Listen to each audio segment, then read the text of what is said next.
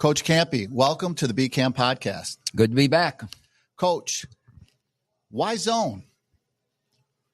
You know, we play zone every possession, and we want to be a hard prep, you know. Right.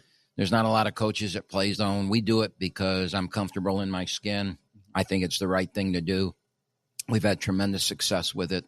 We've got 14 Power 5 wins, and if we didn't play that zone, we wouldn't have 14 Power 5 wins. You got to, you know, it's interesting because your fans don't like it. Your bosses don't like it. And everybody thinks you can't coach if you play zone. And you just have to educate your fans. And I really try to educate my bosses and show them why and all that kind of stuff. And everybody here at Oakland's on board with it because of the success. But I'll never, you know, I'll probably never go away from it. It's just, it's a really, really good defense, and our kids believe in it, and it makes us different. So I had the opportunity to be in your film room. And one of the things that struck me is how you teach anticipation. Like that's such a beautiful thing to teach. It's, I think, undertaught. How do you go about that, and how do you instill that? And I think that's probably one of the keys to your success in the zone. Well, I think that any coach, if you believe in something, you have to make the players believe in it too. And then you have to – I have a sister that's been a teacher, high school teacher for 50-plus years, right? And she always tells me, you got to tell them at least 5 times before they grasp it, before they understand it, right? If you really want to be a good teacher. So we just repetition on, not repetition on the fundamentals, but repetition on what they're hearing too, saying the same thing over and over to them, being consistent in your message. And, you know, we want to be the team that a pass takes place and I'm on the weak side of that zone. I'm trying to understand, and it's my job to teach them through scouting, what's that opponent trying to accomplish, right? Mm-hmm. So what are they trying to accomplish? So you know going in what they're trying to accomplish. Now don't watch and wait for them to do it and react to it. Now anticipate what they're going to do. And that ball goes over there. You know that through film study and that this guy's coming here, you go there and take that away. Right. You know, and if you make a mistake, you make a mistake. We've never shut anybody out, right? Like I've coached 1,400 games and I've never seen a shutout. Right. So the team's going to score. You know, so if you make a mistake and they get a basket, it's okay. We want you to anticipate. We want you to take ownership in what you do and how you think. Right.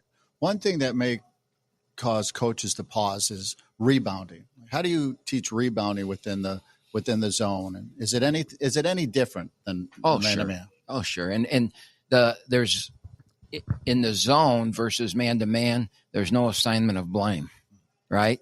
As a coach, if a guy gets a rebound and you're playing man-to-man, you can assign blame. In the zone, you might think it's that guy, then you go watch the film and it's not that guy. So, you know, the big thing about I have learned over the years, if a kid wants to rebound, he'll be a good rebounder. There you go. It's kind of inbred, right? Yeah. I mean, if you're a rebounder, you're a rebounder, whether you're playing man or whether you're playing zone. And on the other side of that, if you're not, you're not. And what we try and teach in the zone is to hit, you know, just to hit somebody, just get in the way, you don't have to get it, but just don't let that guy get it, you know, which is similar to man. It's just how it happens is different. Right. Lastly, Coach, our theme this year is networking. Can you tell us a little bit about the power of networking and how you've used that in your career as far as players or coaches, and how that's just such an important part of not only our industry, but any industry? Well, I screwed up on that. It took me a long time to understand that. And when I first started and I was young, I was in my own little world, my own little cocoon, and I didn't care about anything else. I cared about, you know, making this program great, and I didn't care.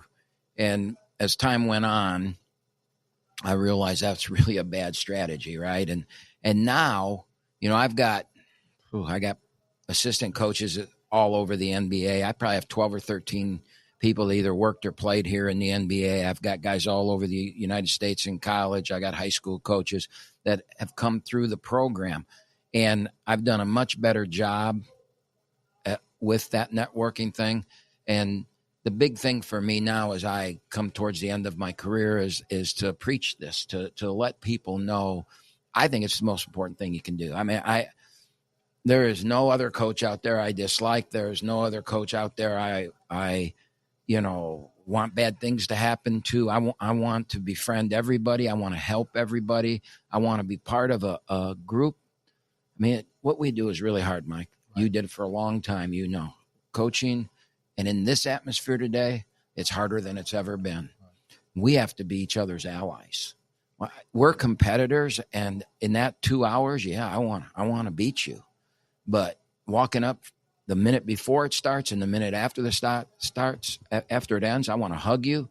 I want to communicate with you. I want to talk to you, and I want the best for you. And that's every coach in this business. And if we all thought that way, I think it would be a much, much better world for all of us. Yeah. I'm not being a hypocrite, in saying this. I truly believe that. But I'm also being honest. It took me a long time to get there. And I'm sure young coaches today were like I was when I was young. I want to do this. I want to win. I want to go. And you get caught in your own world. Right. And it's my job as an older statesman to try and, let them know that's probably not the way to do it. Learn from my mistakes. That's great. Coach, thanks for joining the BCAM podcast. Always the best in the United States. I speak at all these places all over the country. We got the best one. Yeah. I agree. Thanks, Coach.